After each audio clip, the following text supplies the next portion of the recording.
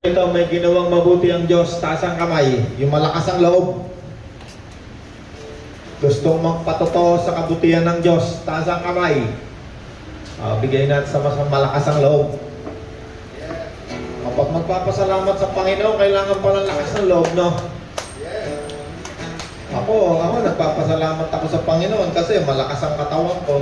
No? Paganda-ganda ng suot ko. Lahat yan ay pagpapasalamat sa Panginoon, eh, no? Alam mo niyo, kung gusto niyo pagpalain ng Diyos, sino sa inyo gusto pagpalain ng Diyos? Ay, konti lang eh, no? Sino sa inyo gusto pagpalain ng demonyo? Di ba? Pagpalain ng Diyos, ayaw nyo. Sino sa inyo naniniwala na ang Diyos nagbibigay ng pagpapala? Okay. Alam nyo, yung pananampalataya natin, may kinalaman yan sa magiging takbo ng ating buhay. Ngayong umaga, yan ang ating topic natin yan eh, pananampalataya. O sino sa inyo nananampalataya na ang Diyos ay siyang nagbibigay ng mga ating buhay?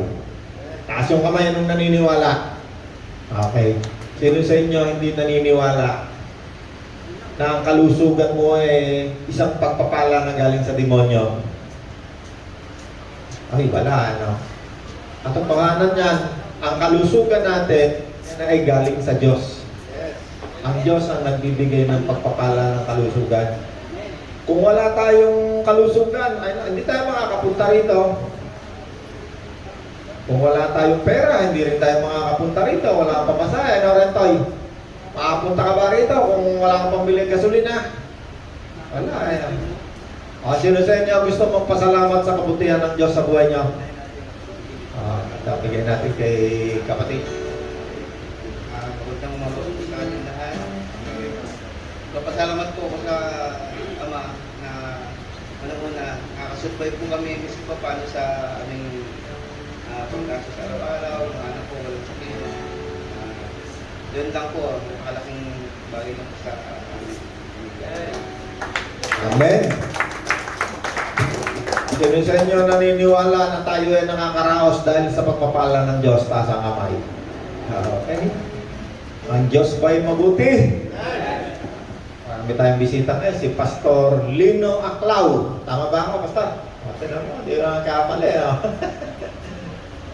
Tara, awitan na natin ang Diyos. Kaya Soseng. Okay, purihin ang Panginoon. Sabi po sa Ephesians 5:18 to 9 to 20, huwag kayo maglalasing sapagkat nauuwi yan sa magulong pamumuhay. Sa halip ay dapat kayong mapuspos ng Espiritu. Mag-awitan kayo ng mga salmo, mga himno at mga awiting spiritual. Buong puso kayong umawit at magpuri sa Panginoon. Lagi kayong magpasalamat sa Diyos na ating Ama sa lahat ng bagay sa pangalan ng ating Panginoong Jesucristo. Amen. Puri ng Panginoon. Mawit tayo sa Panginoon. Awitin natin, okay, sarap talagang magpuri.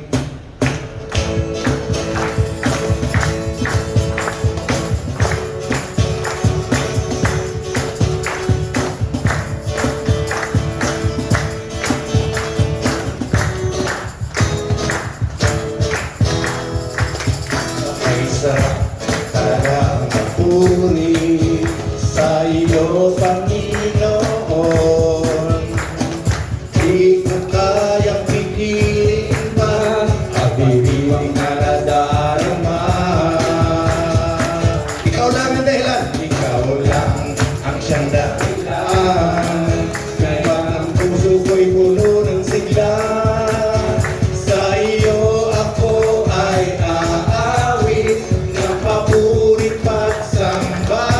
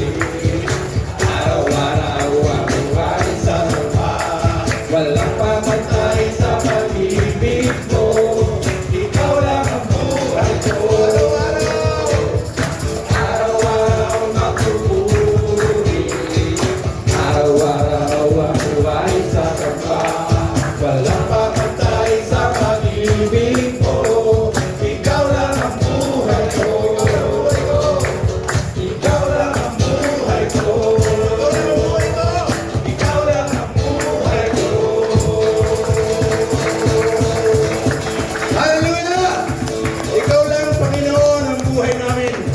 Purihin ka, Panginoon, hindi lamang sa araw na ito, kundi araw-araw, Panginoon.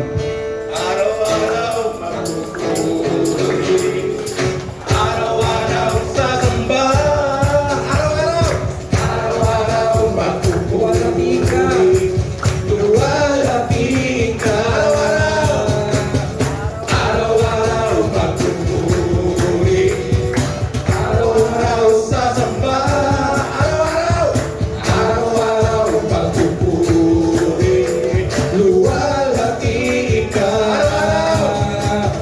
Araw-araw, magpupuri. Araw-araw, sasamba. Araw-araw, magpupuri. Luwalhati ka.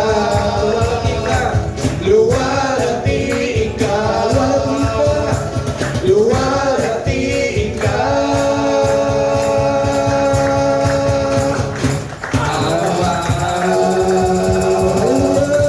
Hallelujah! Puri ka, Panginoon.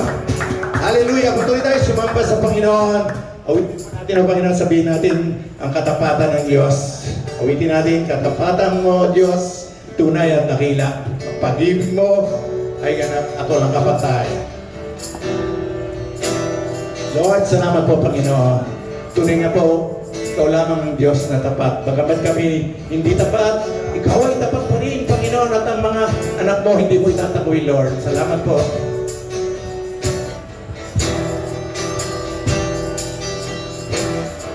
Sabihin natin, katapatan mo, Panginoon. Katapatan mo, O Diyos, tunay at dakila. Pag-ibig mo, Lord. Ang pag-ibig mo'y sapat at walang kapantay. Sa aking puso, sa aking puso, sa aming buhay, sa aming buhay. Papuri, papuri, pagsambal, iaalay. Bukas noon, Lord, bukas noon, ngayon, magpakailanman. Luwalhatiin ka, luwalhatiin ka. Ulitin natin, katapatan mo, Diyos. Mo, O Diyos, tunay at dakila. Pag-ibig, ang pag-ibig mo'y tapat at walang kapantay.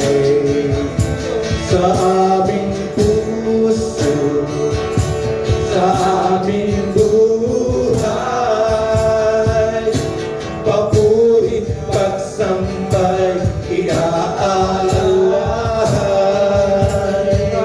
Bukas noon, ngayon, pakailanman, luwalhatiin ka. Isa pa, ulitin natin, katapatan mo, Diyos. Katapatan mo, Diyos, tunay at dakila.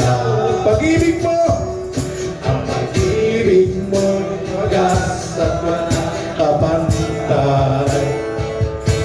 Sa aming puso, sa aming buhay, papurit pagsambay, iaalay. Bukas noon, ngayon, magpakailanman, luwalhatiin ka. Sabihin natin, Panginoon, kay buti mo,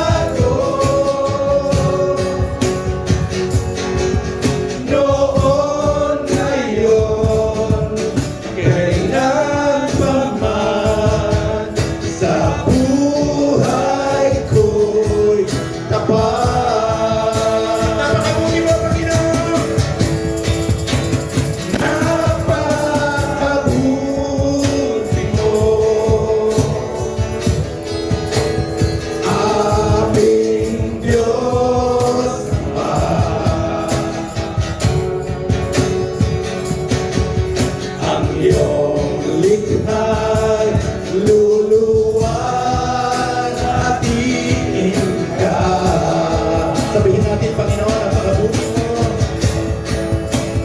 Napakabuti mo. Di ka nagbabago.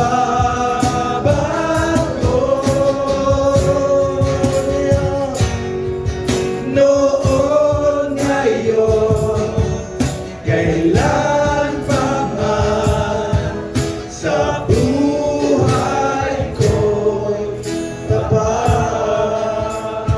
Ang Diyos ba'y mabuti? Ang Diyos ba'y mabuti sa bawat isa sa atin? So dapat ba natin siyang awitan? Aawitan kita,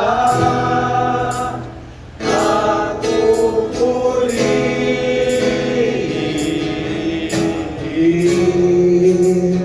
Panginoon, kay buti mo sa amin. Awitan kita, Panginoon. Awitan kita at pupurihin,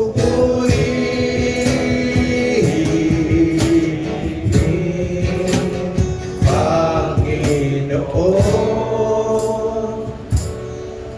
kay buti mo sa akin. Ibang mabuti ang Diyos sa'yo.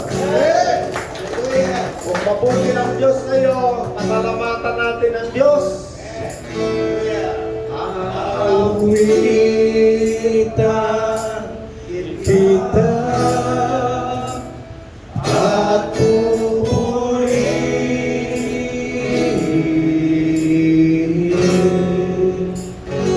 Panginoon, ay buti mo sa akin.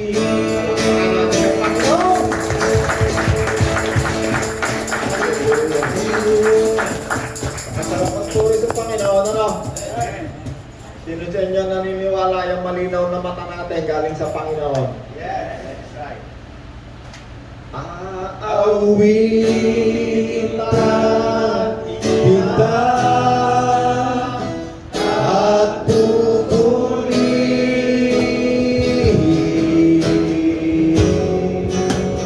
Panginoon, kay buti mo sa akin. Hallelujah. Ang mabuti ng Panginoon. Sarap awit. Panginoon, ano? Harapit. Sarap, no? Okay. Nakawin na. Nakaupo na tayo. Woo! Napapalad natin, ano? Pero mo, nakakaawit tayo sa Panginoon. Alam nyo ba, sa ibang lugar, sa ibang bansa, bawal tayong mag-usap tungkol kay Kristo. Bawal. Talagang bawal. O, napapanood nyo ngayon sa TV, merong lugar na inuulan ng, ng missile. O, marami tayong bisita. Sino po sila? Aba, Pastor Demi pala ito. O, dinadayo tayo ng mga kapatid nating pastor. Napakapalad nating mga Pilipino. Malaya tayong mag-usap tungkol kay Kristo. May kapayapaan tayo. No, sa mga oras na to, yung bansa na kinapanganakan ng ating Panginoong Yesus, doon sa Israel, naku, inuulan ngayon ng bomba. 10,000 na raw mahigit ang bomba na pumapakan. Sipin mo, 10,000. No, napakapalad natin. Tayo ay prente-prente sa upuan. No, paggising natin sa umaga, kakakain tayo ng tahimik. Sila ngayon, ako, di mala kung saan susuot. Nung nakaraang buwan, merong lindol na kung ilang 10,000, 20 yata, saan ba yun? Ngayon, meron na naman lindol sa Afghanistan. 3,000 na patay, kahapon lang.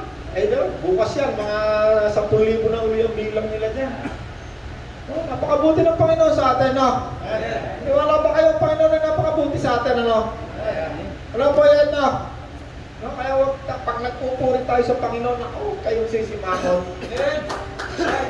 Pasalamat tayo sa Panginoon sapagkat ang Diyos ay napakabuti.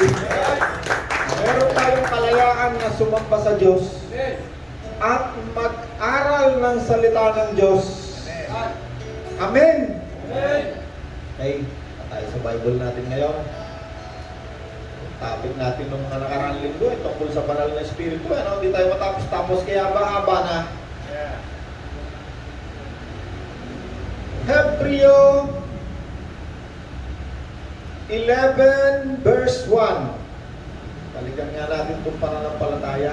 Kaya Sosek, pwede pakibasa. Yes, okay. Sabi rito, ang pananampalataya ay pagtitiwala na mangyayari ang ating mga inaasahan at katiyakan tungkol sa mga bagay na hindi nakikita. Yun. Ang pananampalataya ay pagtitiwala na mangyayari ang ating mga inaasahan at katiyakan, tiyak, Yeah. katiyakan na ng mga bagay na hindi nakikita. Pag sinabing pananampalataya, tiyak pala yung iyong pinaniniwalaan, hindi baka. No? Kapag tiyak ang iyong pananampalataya, ay nakaw, wala na makakahadlang. So, tingnan natin mabuti yung ibig sabihin ng tiyak. Ano? Kunwari, sinabi ng ating Panginoon, gusto kong ikaw ay gumaling sa iyong sakit, no? Sabi ng Panginoon, no? Naniniwala ba kayo na gusto ng Diyos na tayo gumaling? Ano? Hindi pala halimbawa, kundi totoong sinabi ng Panginoon yun. Paano mo iyak ito ng pananampalataya? Halimbawa, iwari ako yung may sakit na TB. Lalapit ang asawa mo, bakit kaya?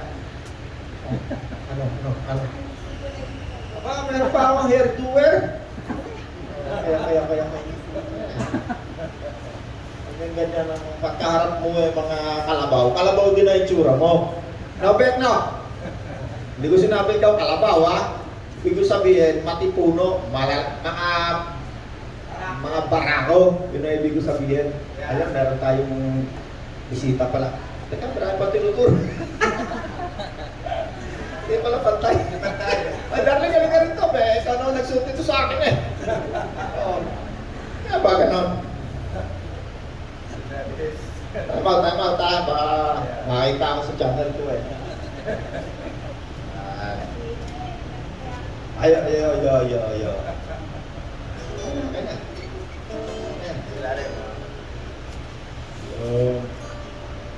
Napakilala ko sa inyo yung asawa kong napakagandahan. Ako, napakabait yan.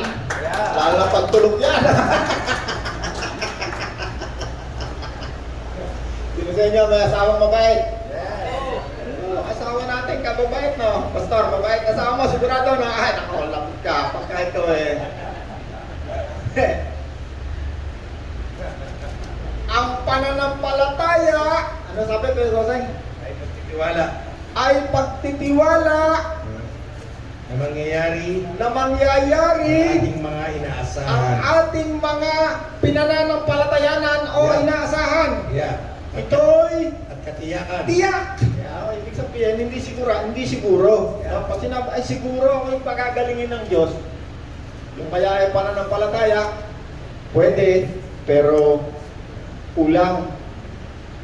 Pag gusto mo, yung isang bagay na ipinangako ng Diyos sa'yo, kailangan ang pananampalataya. Pag tungkol sa kaligtasan, walang maliit, walang malaking pananampalataya. No, di ba? Napag-aralan natin mga nakarang araw yun, eh. Ang pananampalataya, tingnan natin kung ano yung ating mga review. Romans 10:9. Ang pananampalataya ay bunga ng pakikinig. 10:17 pala. Yan, pakibasa nga kayo, Soseng. Pakikinig at pakikinig ng salita. Basahin natin Romans 10:17. Sabi rito, Kaya ang pananampalataya ay bunga ng pakikinig at ang pakikinig naman ay bunga ng pangangaral tungkol kay Kristo. Amen. Yan, marami tayong mga verse niyan eh. At paano ka merong makakarinig ng mabuting balita kung walang mangangaral? Yeah. At paano ka may mangangaral kung wala namang sinusugo si Kristo? Yeah. O kay gandang pagmasdan ng mga paang nagdadala ng magandang balita. No? Kaya yung mga paa ng mga nagbahagi ng salita ng Diyos. Yeah, yeah. Sabi ng Diyos, ang mga gintong paa na nangangaral. Sino sa inyo nagbabahagi ng salita ng Diyos? Pag nagbabahagi ka ng salita ng Diyos, nagdadala ka ng mabuting balita, ang tingin sa iyo ng Diyos ay meron kang gintong mga paa. Yeah. No? Pag sinabing ginto, kayamanan, napakahalaga, ibig sabihin, iniingatan ng Diyos ang bawat iyong hakbang. Yes, that's right. Ikaw ay napakahalaga. Bakit? Hindi ka ordinary kasi nagdadala ka ng magandang balita upang mayroong mga sumampalataya katulad natin. Amen? Amen. Efeso 2:8, sapagkat dahil sa kagandahang loob ng Diyos, grace, Yeah. tayo ay naligtas sa pamamagitan ng pananampalataya. Yes. At ang kaligtasan ito ay kaloob ng Diyos, hindi sa pamamagitan ng ating mga gawa o ng ating sarili. Yes. Ito'y bunga, Yeah. hindi ito bunga ng inyong mga gawa, kaya't walang dapat ipagmalaki ang sinuman. Unang Pedro 1:9, sapagkat tinanggap na ninyo ang bunga ng inyong pananampalataya, ang kaligtasan ng inyong kaluluwa. Sino sa inyo rito naniniwala may kaluluwa? Amen. Sino sa inyo naniniwala ang tao walang kaluluwa? Kailangan, yan ang dapat nating matutunan para tayo maging mabuting tao. Kasi maraming tao hindi naniniwala may kaluluwa, may espiritu. Sila raw ay galing sa unggoy. No, totoo yan. Ang daming tao naniniwala niyan. Walang kaluluwa tao, walang espiritu. Marunong aral na sa mga top na mga university. Hindi sila naniniwala ng tao ay nilikha ng Diyos. Magagaling sila sa science. No? Kaya sabi ng Diyos, ang karunungan ng tao ay kaangalan sa Diyos. At ito namang mga taong marunong na ito, ang karunungan ng Diyos para sa kanila ay isang kahangalan. Yung ginagawa natin ngayon, yan, para sa mga taong ito na hindi naniniwala na sila may kaluluwa at may espiritu, ay kahangalan itong ating ginagawa. Kaya hindi nila tayo naunawaan. Okay? Pagdating sa pananampalataya o kaligtasan, walang malaki, walang maliit na pananampalataya. Ito si Pastor, malaki pananampalataya nito, kaya ito naligtas. Hindi. Pagdating sa kaligtasan, walang malaking pananampalataya, walang maliit. Libre, walang bayad. Ano lang gagawin? Magsisisi sa mga kasalanan. Tatanggapin si Jesus, maniniwala na siya ay namatay, binayaran ng iyong kasalanan. Siya ay muling nabuhay, siya ay umakyat sa langit at muling babalik. Anytime, mula ngayon. Sino naniniwala kay Jesus? Siya ay namatay, muling nabuhay, umakyat sa langit, muling babalik. Sino naniniwala? No, maraming naniniwala si Jesus ang Mesiyas, tagapagligtas. Pero hindi naniniwala na si Jesus ay nasa langit ngayon at muling babalik. Okay? Ang kaligtasan ay walang bayad, ito'y regalo. Pero merong pananampalataya na meron kang kailangan gawin. Number 1, halimbawa tungkol sa kagalingan, kalusugan. Mateo 8:13.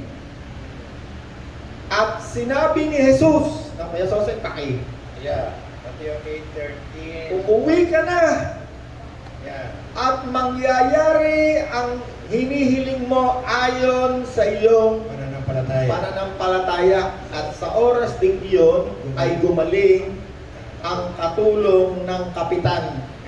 Tingnan nyo, si Jesus ang nagsasalita ha. Sino sa inyo may sakit ngayon? May sakit. Okay, may sakit. Sabi ni Jesus, gusto kong ikaw ay pagalingin. Naniniwala ka, Bek?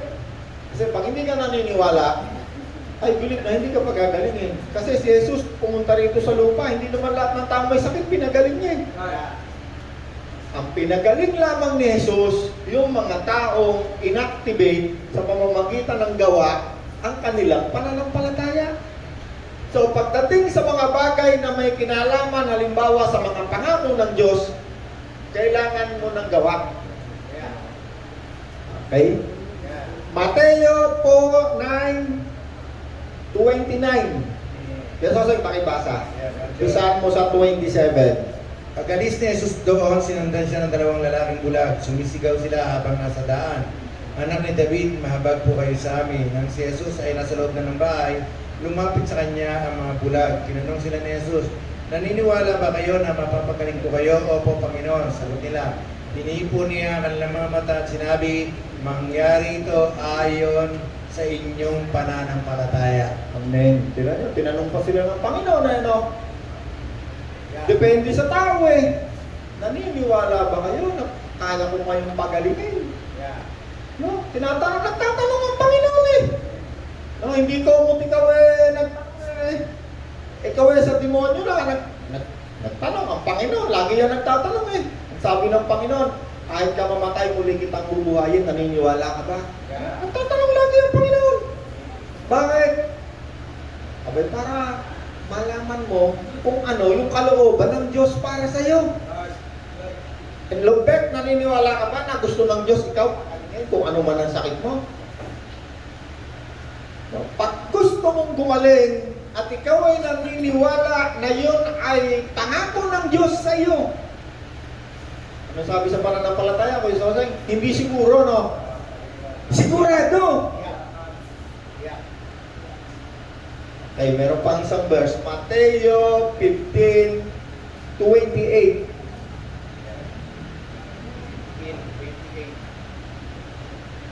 Sabi rito,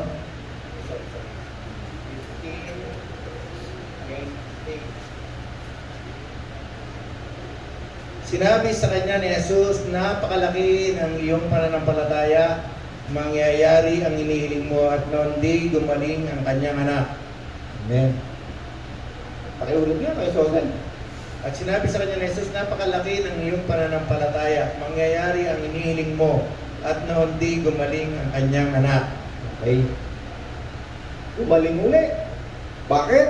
Nakita ni Jesus na itong babaeng ito ay mayroong malaking pananampalataya dahil nakita ni Jesus na meron siyang ginagawa. No, itong babaeng ito, sunod na sunod ito sa Panginoon eh. Ito yung isang hentil. Actually, itong halimbawa na itong tatlo na ito, puro Gentile, puro hentil naman ng palataya ito eh. Yung unang binasa natin, yung Romanong sundalo. No, pangalawa, hindi po ni Jesus sa mata nila, sinabi, itong pangatlo, babae. Itong babae na ito, ay sunod na sunod, sabi ng Panginoon, hindi dapat ibigay sa mga aso ang pagkain para sa mga anak. Sabi ng babae, opo, Panginoon. Pero kahit kami man po'y aso, kumakain din. Tama kayo sa kanya na, ito yun eh. Sabi ng Panginoon, napakalaki ng pananampalataya mo, mangyayari ang iyong hinihingi. Ayon sa iyong pananampalataya. Alam nyo ba, tayo pinangakuha ng Diyos? Tayo, mga mananampalataya. Ang lahat ng sumasampalataya ay magpapatong ng kamay sa may sakit at ang may sakit ay gagaling. Ano, nung nakaraan linggo, wala ngayon si tatay eh. Nung nakaraan linggo, asa si tatay? O, yung tatay. O, si nanay nasaan? O, yung si nanay. Kung parehong mayroong miracle ng kagalingan yan, no? Si nanay, yung cancer sabi ng doktor hindi mo naman, wala na yata yung cancer mo. Kaya ayaw namang operahin, kahit maraming pera si RCPJC, operahin na, tanggalin na yung suso. Hindi pala pwede, kailangan na yung puso tanggalin din, pati bato, pati abdo, mawawala ng laman loob si nanay. O, kaya sabi namin, pag-pray natin kay Lord na yan, si Lord na bahala dyan. O, hindi ngayon, sabi ng doktor, bakit cancer wala na, hindi na natin makita. At hindi na talaga yan makikita ng doktor, huwag nyo na ipahanap sa doktor. Wala.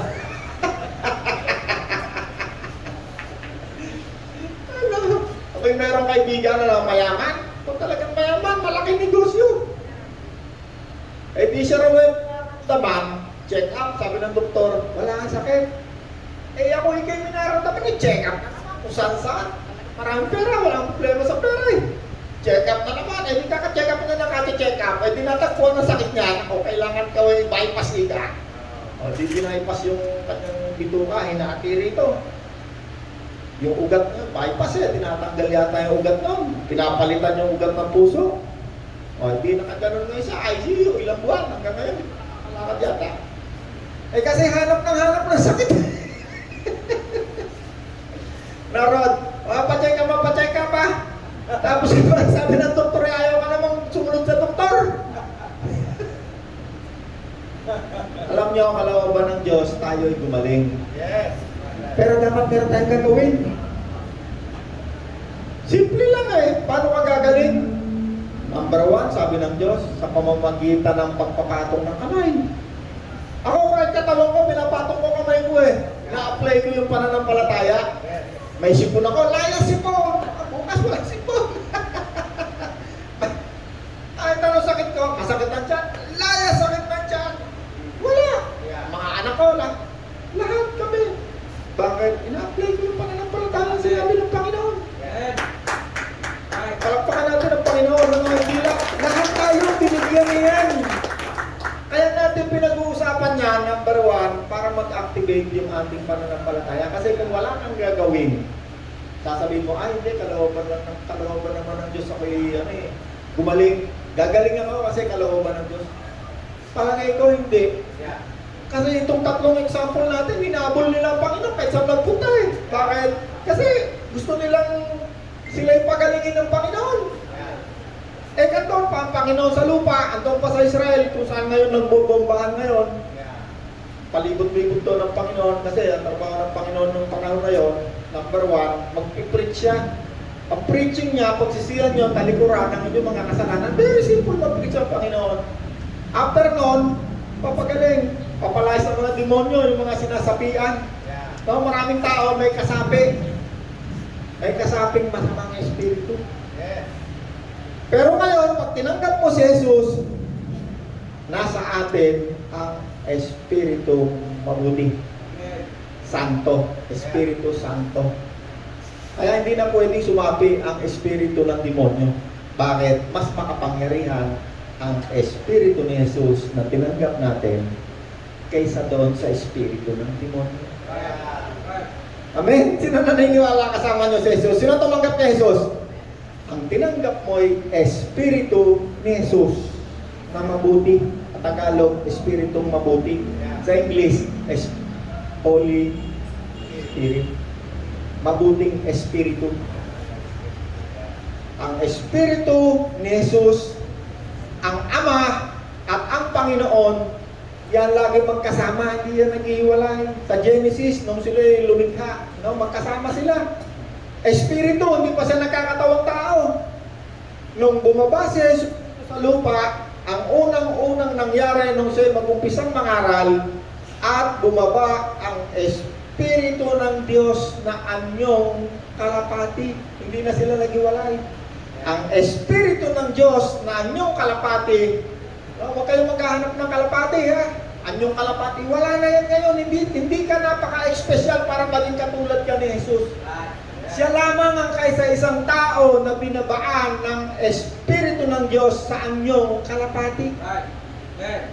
O huwag kayong maghahanap ng Espiritong apoy ha, hindi lang apoy. Bakit? Ang mga Hudyo na kasama ni Jesus, 40 days tinuruan niya ng Panginoon bago siya umakyat sa langit after niyang mabuhay muli. Huwag kayong aalis sa Jerusalem hanggang hindi kayo binababaan ng Espiritu Santo. At nangyari nung araw ng Pentecostes, mayroong dila ng apoy na bumaba sa bawat isa sa kanilang mga Hudyo na kasama ni Jesus. Huwag tayong magkukunwang Hudyo. Hindi tayo Hudyo. Tayo hindi kasapi sa tipan ng Diyos. Nakasapi lang tayo nung sila ay tinanggihan ng mga Hudyo. Kaya nga mayroong isang verse dito sa Bible Mayroong isang napakalaking hiwaga na nais kong malaman niyo. Roma 11:25. Kuya Sosay, pakibasa mo. Yes, Romans 11:25. 11:25. Ito na, Romans 11:25. Let's read. Nasabi, mga kapatid, Mga kapatid! isang hiwaga ang nais kong malaman ninyo upang hindi maging mataas ang palaging ninyo sa inyong sarili. Hold, Kuya Sosay, Yeah. si Apostol Pablo yan, ha? Mm. Si Apostol Pablo, hindi yan kasapi bilang isang apostol. Yan ay mamamatay tao ng mga Hudyo na sumasampalataya kay Kristo. Yeah. Nung ang Panginoon ay namatay na muli ng nabuhay, itong Pablo mamamatay tao na to ay espesyal na tinawag ng Diyos para mangaral. At ito yung isang pinapangaral ni Pablo sa mga hintil na katulad natin. Anong sabi, Kuya Soseng? Yeah, Mga kapatid, no, ito yung mga mananampalataya, ha? Tayo yan, eh. Mm. Tayo yan. Tayo yan, mga hintil. Yeah. Mga kapatid, sabi ni Apostol Pablo, Isang hiwaga ang nais kong malaman ninyo. meron akong isang hiwag na misteryo na gusto kong malaman nyo. Ano yun, Kuya Soseng? Yeah. Ang pagmamatigas ng Israel ay pansamantala lamang. Ang pagmamatigas ng Israel ay pansamantala lamang. O, hold muna tayo dyan, Kuya Soseng. Ha?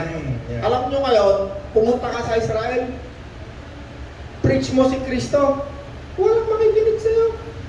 Bakit? Ang mga Hudyo na naniniwala kay Kristo. 4 times na ako nakarating dyan, 3 times. Tanong ako ng tanong, are you a Jew? Pag sinabi, yes. Naniniwala ka ba kay Kristo? No! It's a bogus religion. Hindi sila naniniwala kay Kristo. Baka sa 100 makatagpo ka ng isa, makaswerte ka na naniniwala kay Kristo. Hindi naniniwala kay Kristo.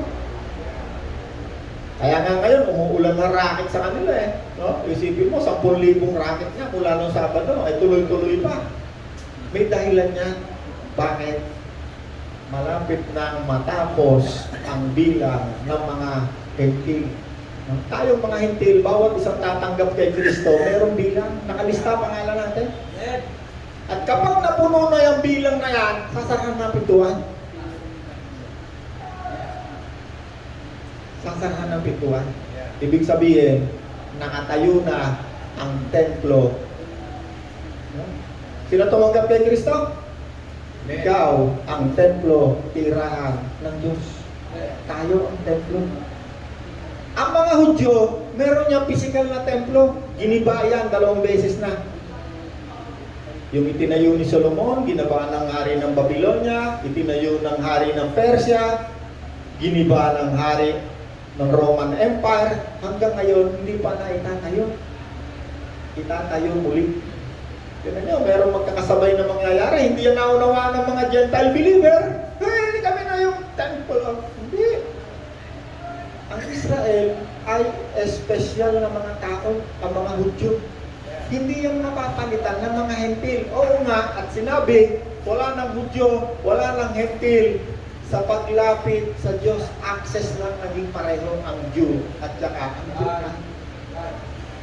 No, pero ngayong mga nagtuturo, pista ng mga Hudyo, nagpipista na rin, ha? Sila na raw ang modern na Hudyo. No? Patuloy tayo sa hiwaga. Mga kapatid, Isang hiwaga. nais kong malaman ninyo ang isang misteryo, hiwaga. Dahil hindi maging mataas ang Upang hindi tayo maging mayabang. Yeah. Ano raw nangyayari, Kasosan? Ang pagmamatigas ng Israel ay Ang pagmamatigas ng Israel, ibig sabihin, ang hindi pagtanggap ng mga Hudyong ito kay Kristo ay pansamantala lang.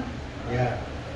At tagal lamang iyon hanggang sa mabuo ang takdang bilang ng mga hintil na lalapit sa Diyos. Ano, marami pang kasunod yan. Pag-uwi nyo, basahin nyo, mahaba yan. At ang daming verses na. Bakit? Hiwaga yan. Hindi yan na ituturo ng tao. Pag sinabing hiwaga, misteryo, kulang ang salita para ipaliwanag. Ang Bible punong-puno ng hiwaga yan. Mystery. Pag mula sa Genesis hanggang Revelation, puro hiwaga ang Bible. Hindi maipapaliwanag ng salita lang. Nilikha ng Diyos ang tao, salita lang. Hindi maniniwala ang matatalinong tao kasi sa UP may paliwanag sila dyan. Yung mga evolution theory, sari-saring teorya, meron sila dyan. Hindi maniniwala ang mga tao sa Bible. Kasi ang Bible punong-puno ng misteryo. Paano pinanganak ang isang birhen, si Jesus? Okay, birhen. Okay, baka yan yung nakipag-asawa ko kanino nung gabi. Kaya yan na, hindi may mapaliwanag. Paano nabubuhay ang patay? Abay, kumuha ka ng pinakamagaling na pathology, mga ano-anong mga scientist. Hindi nabubuhay ang patay. Bay, paano pupunta sa langit? Wala naman talang oxygen. Kailangan mo na rocket. Alam, pag science, pag pinag-usapan mo ay science, hindi maniniwala sa Bible. Bakit? Ang Bible puno ng mystery. Mahirap ipaliwanag, salita lang. Misteryo. Sino ngayon na nagbibigay? Paano natin ngayon naunawaan ng Bible? Sapagkat ang Espiritu ng Diyos nagbibigay ng pang-unawa, understanding. No? Iba yung wisdom galing sa tao, iba yung wisdom galing sa Diyos, iba rin yung karunungan galing sa demonyo. Dinidefine ng Bible. Kapag ang karunungan na nasa sa iyo ay makasarili, ibig sabihin, para lang sa sarili mo, para lang sa grupo mo, kayo lang makikinabang, mali ang iba, ikaw lang ang tama. Sabi ng Diyos, hindi sa Diyos. Galing sa demonyo. Sinabi ng Diyos yan. Kapag ang karunungan na nasa sa iyo ay makasarili, ibig sabihin na yung pansarili. Kapag ang Diyos ang nagbigay ng karunungan, sa ikakabuti ng lahat. Kahit ang Espiritu Santo, binigay yan sa ikakabuti ng lahat. Hindi para lamang yan sa iyo. Okay? So, ngayon tayong mga hintil, no? Maraming mga hintil, ay ako kailangan makita ko ang Espiritu Santo na sa akin. Sabi ni Pablo, hindi mo ba alam ang iyong katawan ay templo, tirahan na ng Espiritu Santo? Kaya huwag mo nang gamitin ang katawang yan sa paggawa ng kawalang yan. Yeah, that's right. No, kasi maraming tao hanggang ngayon, hinihintay pa si Pastor Kibuloy para siya hingahan ng hiningang bad breath. Espiritu Santo! Pati yung mic, paboritong hingahan naman. Tinanggap mo si Kristo. Sino naniniwala pag tinanggap mo si Kristo? Ang Espiritu ni Kristo na sa'yo. Ang Espiritu ba na yun ay masama o mabuti? Nung si Jesus ay nag-umpisang mangaral, siya ay nagpabautismo, ang unang-unang ipinakita sa kanya ng Diyos at kay John the Baptist, ang Espiritu ng Ama ay sumakanya. At yung Espiritu ring iyon, ang siyang muling bumuhay kay Jesus at nag-upo sa kanya sa kanan ng Ama doon sa langit. Yeah. Hindi sila naghihiwalay kailanman. Pag tinanggap mo si Jesus, ang kasama ni Jesus, sabi ni Jesus, kung mahal mo ako, susundin mo utos ko. Anong utos ni Jesus? Sa bagong tipan. Kasi merong lumang tipan, may bagong tipan. Tayo na sa bagong tipan. Kapag tinanggap mo ako, sabi ni Jesus, kapag sinunod mo ang utos ko, sabi ni Jesus, kapag mahal mo ako, susundin mo ang utos ko. Ito ang utos ko. Mahalin mo ang iyong kapwa. Huwag mong gagawin ang ayaw mo pag sa iyo ginawa. No? Sabi ni Jesus, yan ang buod ng buong kautusan. Pagmamahal. Pagmahal mo ako, sabi ni Jesus, kami, sino yung kasama ni Jesus? Ang Ama. Kami ay pupunta at mananahan sa iyo. Ngayon, sino nasa iyo? Katotohanan, yung salitang Espiritu Santo, ginawa lang yan ang pangalan ng relihiyon. Espiritu mabuti kasi in English, Holy Spirit, Holy Ghost. No, iniba-iba nilang pangalan diyan. Lagi ko sinasabi, ang Espiritu dito sa mundong ito, dalawa lang. Holy, Evil, Spirit. Dalawa lamang. Ano yung pangatlo? Yung pangatlo, yan yung neutral espiritu ng tao. Nung unang ginawa ng Diyos ang tao, nilagyan niya ng espiritu. Saan galing yung espiritu ng tao? Sa Diyos. Nung sila'y nadaya doon sa Garden of Eden, yung espiritu ng tao at ang Diyos mismo na espiritu, nag-uusap sila parang magkaibigan. Nung sila'y nadayan at sumuway sa Diyos, nawalay, namatay. Ibig sabihin, nawalan ng koneksyon. Yan ang ibinuktong muli ni Kristo sa tao. Kaya ngayon, tayo'y makakatawag na muli sa Diyos. Ama kong Diyos!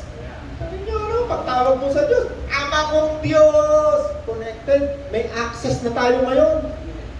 Dati, tayong mga hindi tayo nakakatawag, nakakalapit sa Diyos, mga Hudyo lang, sa pamamagitan lamang ng mga Levita. Yun lamang ang nagsisilbi doon sa Holy of Holy, sa templo na ginawa ni Solomon. Ngayon, yung templong yon, ang nakatayo ngayon doon, moske. Yan ang palatandaan na ang Panginoon ay muling babalik kapag naitayo na muli ng mga Hudyo ang templong yan. Maghahari si Kristo 1,000 taon. Ano ngayon ang papel natin? Abay nako, dito sa Nobileta, si Tatay Mayor, si Pastor ang Gobernador, si Pastor ang Congressman, baka ganon. Pero palagay ko, hindi. Kasi ang pamumuno ni Kristo ay kaharian. Siya ay hari ng mga hari. Eh baka ang tawag sa atin, prinsipe. Si Prinsipe Sosa ng Tansa! Oh, meron ng mga ganyan ngayon eh. No? Tuwa eh. Pag gumraduate ka sa eskwelahan ni sino yan, yung laging kingdom, may eskwela na eh. Paglabas mo eh, prinsipe ka na. Ako nakatuwa itong mga tawag ko dyan eh, mga religious circus eh. Circus. Pag nag-aaral ka sa eskwelahan niya, sigurado paglabas mo, kaaway mo, yung galing sa kapwa mo eskwelahan. Kung ano yung religious school mo na pinasukan, ano yung sekta, paglabas mo, kaaway mo yung kapwa sekta na religion. Alam niyo, pinakamabisa saan ka dapat mag-aral. Hindi ko sinabing masama mag-aral ha, dapat tayo mag-aral. Ang gawin mong guro, yung pinakamahusay, pinakamatalinong guro. Sino yun? Yung Espiritu Santo. Siya ang pinakamatalinong guro. Yun yung pinag-uusapan natin lagi rito ngayon, hindi ba tayo konti? Sino naniniwala pagagalingin kung may sakit? Okay, di siyempre. Kung ikaw ay naniniwala, ang sabi doon sa binasa natin ni Kuya Soseng, ang paniniwala, ito'y tiyak yung pananampalataya. Kung ikaw ay merong pinananampalatayan na ikaw ay gagaling, halimbawa, si tatay, dadalhin na sa ospital eh. No, darling no. Punta tayo ng tatay, dadalhin sa ospital, hindi nakakatayo eh. Maganda, nagtatay lang ano. Sige, hinga tuloy. Pagdating namin doon, ako'y naniniwala na si tatay ay pagagalingin ng aking kamay sapagkat sinabi ni Jesus, ang nananampalataya ay ipapatong ang kamay. At siya ay gagaling, hindi sinabi, ako magpapagaling. Yes. Siya ay gagaling, sino magpapagaling? Ang Diyos. No, kapag siya ay gumaling, pasalamatan mo ang Diyos. Yeah. Bakit? Ako'y sumunod lamang ayon sa aking pananampalataya. Yeah. Naku, ang dami yung pera, mama. Ay, nakatipid ako ng pera kay tatay. Dapat dadalhin sa ospital eh, tatay. Nakatipid ako, 10,000 lang binigay ko kay tatay eh, oh. Ha? O, pabili kayo pagkain.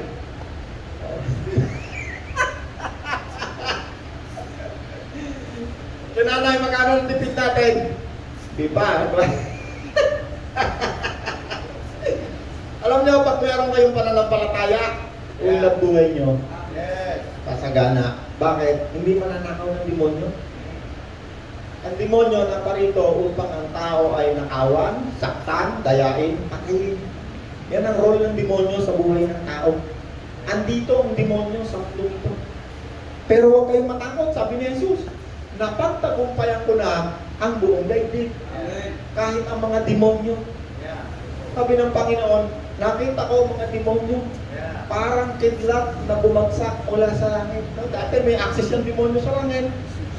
No, doon panahon ni Job. Yung pakikas Job, nakita mo, nagsasalita ang demonyo eh. Pero nung si Jesus ay muli nang nabuhay at namatay at muling nabuhay, umakyat sa langit, sabi ni John Revelator, nakita ko as tanas, nahulog mula sa langit at hindi na pinayagan pang muli na pumunta ron. Wala pa sa Revelation, nakasulat eh. Eh kasi kung nandun pa si Satanas eh, baka lagi, nakita mo ba yun si Sosa eh. Baka sabihin ni Satanas, si Sosa eh, taliran ko kaya pa niyan. Eh, huwag ka rin kayong matakot. nakakatakot kasi pag hinayaan ng Diyos, inalaw ng Diyos na ikaw ay subukin, gusto ng Diyos ikaw i-promote. Amen. Gusto ng Diyos na mas lalo ka pa niyang magamit o pagpalain. Kapag ikaw ay sumusunod sa Diyos, sumasamba, lumalayo pa sa kasamaan. Kasi si Job may tatlong katangian eh. Siya ay isang mabuting tao. Anong definisyon ng mabuting tao? Ang definisyon ng mabuting tao, lumalayo sa kasamaan. Hindi yung namimigay lang ng regalo, ng pera. Hindi yan ang mabuting tao. Election eh, boto niyo kung mayor ha.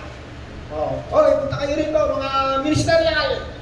Kung mabuting tao ikaw, ito si Bossing. Mga pastor, halika kayo, meron tayo ibobotong mabuting tao. Inadaya ng demonyo. Hindi yun ang definisyon ng mabuting tao. Ang definisyon ng mabuting tao, katulad ni Job, sumasamba sa Diyos, lumalayo sa kasamaan. Pag nakita mo yan, pag Sunday, sumasamba sa Diyos. Pag mayroong beer house, mayroong mga bisyo, lumalayo sa kasamaan, mabuting tao. Lalo na pag yan ay namimigay, tumutulong sa mga gawain ng Diyos. Yun ang mabuting tao. Huwag kayong papadaya sa mga kalimitang, yung mga pastor, kadalit-daling dayain. Kadalit-daling putuin. Ay mga pastor, ministerial, isang sakong bigas. Palit tayo ilang boto, ilan ang buboto sa'yo. Nakahiya man sabihin eh. Pinapahama ang pangalan ng Panginoon. Si Putoy ka at si Mayor, napakabuting tao. Makikita mo, ito, pipiesta sa repulto, ha? Magandang-ganda sa repulto. Mabuting tao. May sinasamba na yung mga repulto. Parang naging mabuting tao yan. Ako eh, kung may pastor dito, baka ako'y patuhin. Ay, tumigil ka. Ang Espiritu Santo, pag nagsalita, hindi nagsisinungaling. Pinalayas nga ako sa simbahan ko dahil sa pagsasabi ko ng totoo eh. O, bibigay mo sweldo mo sa akin. 10%. Ay, di ko kinikahal. Ikaw magnanakaw ka. Kung tatakutin lahat ng tao, eh ba't ako pinagpapala ng Diyos? Di ako naniniwala ron. Lalo akong naging masaya, lalo akong pinagpala, lalo akong tumulong sa mga gawain ng Diyos. Ay, yan yung doktrina ng ating religion. Na ikaw na lang magpadaya dyan. Huwag mo ko isabi, dahil ang aking teacher, hindi yung eskwelahan mo. Ang teacher ko yung pinakamarunong. Sa lahat ng marunong. Sino siya? Espiritu Santo. Eh, makita ka naman tuturo galing sa eskwelahan, sa kung saan ang school, tuturo sa'yo. 10% mo ha. Alam mo ka. Sabi ng Bible, sabi ng Espiritu Santo, kung ang kaisa-isa niyang anak ay ibinigay na sa iyo, ano bang pagpapala ang tanggapin? Ibinigay na lahat ng pagpapala sa atin, tatanggapin mo na lang. Sabi ni Apostol Pablo, tinubos na kayo sa lahat ng sumpa, ng utos. Yan po, isa yan sa utos. Ang kautusan sa lumang tipan, sabi ni Pablo, huwag na kayong pumasok muli sa utos dahil sumpa ang inyong maaani. Lahat ng utos sa lumang tipan, meron niyang pagpapala, meron din niyang sumpa. Yun ang hindi tinuturo ng mga nagturo sa school. Yun mo, pag nakulang ng 5, ikaw ay susumpain. Yun ang totoo. Totoo rin pagpapala eh. Kung ikaw ay isang gudyo. Lagi na lang hindi nila maunawa yan at ayaw nilang paunawa yan sa mga hentil. Bakit? Dahil sa doktrina ng salapi. Wala na ikang gudyo, wala na ikang hentil. Kami na ikaw yung high priest. Sabi ng Panginoon, siya lang ang high priest, hindi na mapapalitan. Tingnan mo ika si Melchizedek. Sabi ng banal na Espiritu, katulad ng pamamahala ni Melchizedek. Walang reincarnation sa Bible. Si Melchizedek ay hinalimbawa lamang siya ay prinsipe. Ang Panginoon, hindi naman siya prinsipe lang eh. Siya ay hari ng mga hari. Siya ay prinsipe ng kapayapaan. Lahat ng titulo na sa kanya eh. Si Melchizedek ay hindi lamang naipala ang kanyang pinagmulan. Eh paano kung naitala? Eh di tapos ka na ngayon. Eh si Abraham lang naman ang tinalalahat eh. Pero pati tayo, nakatala. Pangalan ko, nakatala. Pangalan mo, nakatala. Nakita mo sa Bible eh. Paano itinala? Lahat ng tumanggap kay Kristo ay naging alipin ni Kristo. Tayo'y pag-aari ng Diyos. Nakalista ang pangalan. Sino na naniniwala nakalista ang pangalan mo sa langit? Ikaw namatay, muli kang nabubuhay. Sino naniniwala? Sino naniniwala pag namatay ka, pupunta ka sa impyerno? Ano ko, hindi ako maniniwala. Sino maniniwala pag tinanggap mo si Jesus? Kahit ikaw ay namatay, muli kang mabubuhay. Sino sa inyo naniniwala ang nananampalataya kay Jesus? Hindi ka na mamamatay kailanman. Merong ibig sabihin yon. Pag tinanggap mo si Jesus, pag siya'y dumating, hindi ka na makakaranas ng kamatayan. Papalitan ka ng katawang hindi na mamamatay. Pero kung ikaw man ay mamatay, pag dumating si Jesus, muling bubuhayin ang katawang yan. Paano niya bubuhayin? Ayan, hindi natin masagot yon. Bubuhayin ang katawang yan sa pamamagitan ng Espiritu Santo na tinanggap mo. Nananggit yan ngayon sa katawan mo, hindi na yan naaalis dyan.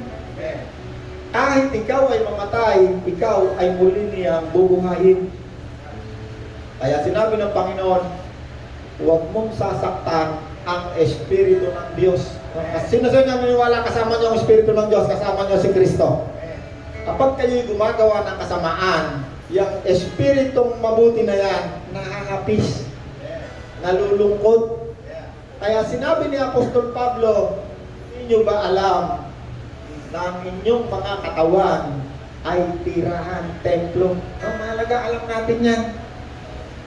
Dapat alam natin yan. Pag tinanggap mo si Kristo, ang Espiritu ni Kristo, nandiyan dyan sa katawang yan. Sino naniniwala ron?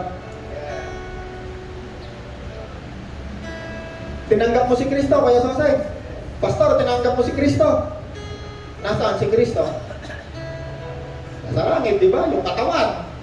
Sino yung tinanggap mo? Espiritu ni Kristo. Kaya sabi ni Apostol Pablo, hindi nyo ba alam na ang inyong mga katawan ay tirahan, templo? Huwag na kayong maghanap pa ng tao, ni Kiguloy, kung sino-sino magpapatong ng ako. Bakit? Nung tinanggap nyo si Kristo, ang Espiritu ni Kristo ay pumasok sa inyong katawan. Huwag na kayong maghanap pa ng bishop. Huwag na kayong maghanap pa ng... Pag tinanggap nyo si Kristo, tingnan nyo, yung katawan nyo, pag gagawa kayo ng masama, may magsasalita. Ang tawag sa kanya, Espiritu Santo. Nasa sa inyo ang Espiritu ni Kristo.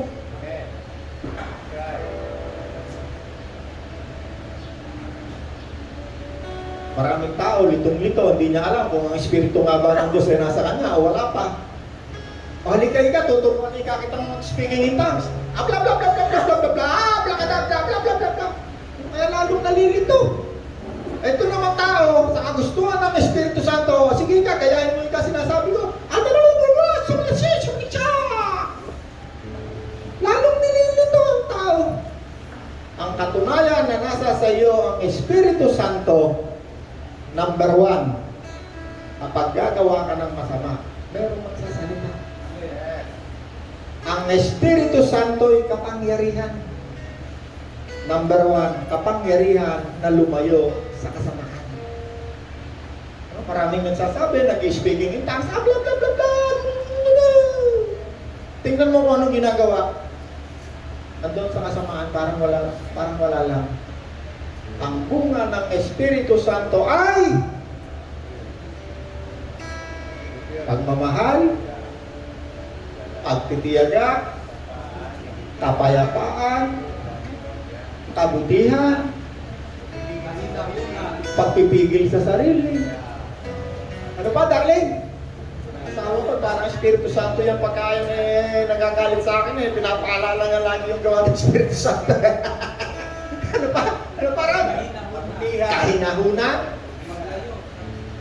kabutihan, paglayo. Ba't kayo nga nagagalit na sa iyo, Espiritu Santo? Alam mo, pag nasa sa iyo ang Espiritu Santo, kapag may nakita kang masama, nagagalit ka. Bakit? Galit yan sa kasamaan. Kailan ko lang tayo ngayong umaga? Amen! Tayo tayo!